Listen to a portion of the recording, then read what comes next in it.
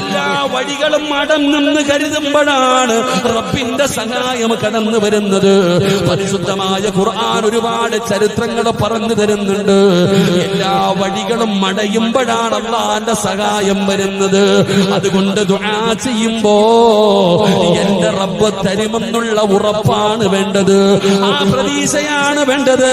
ആ പ്രതീക്ഷയോടുകൂടിയാണ് ദുആ ചെയ്യേണ്ടത്. പക്ഷേ ഈ സമുദായത്തിന് പിടിപെട്ടിരിക്കുന്ന ഏറ്റവും വലിയ വിപത്തും നിരാശയാ മുസ്ലിമേ, നിരാശയാണ് മുസ്ലിമേ. ഈ സമുദായത്തിന് പെട്ടിരിക്കുന്ന ഏറ്റവും വലിയ പെടല് നിരാശയാണോ? പടച്ചവനെ എത്ര കൊല്ലമായി എനിക്ക് വീട് തരുന്നില്ലല്ലോ, ഞാൻ രക്ഷപ്പെടുന്നില്ലല്ലോ, എവിടെയെല്ലാം പോയി, എത്രയോ ദുആ ചെയ്തു, എന്തേ ഞാൻ നേരെയാകാത്തത്? എനിക്ക് സമാധാനമില്ല, എനിക്ക് സന്തോഷമില്ല, എന്റെ രോഗം മാറുന്നില്ല. നിരാശ വൻപാപവാ മുസ്ലിമേ, നിരാശ വൻപാപവാ.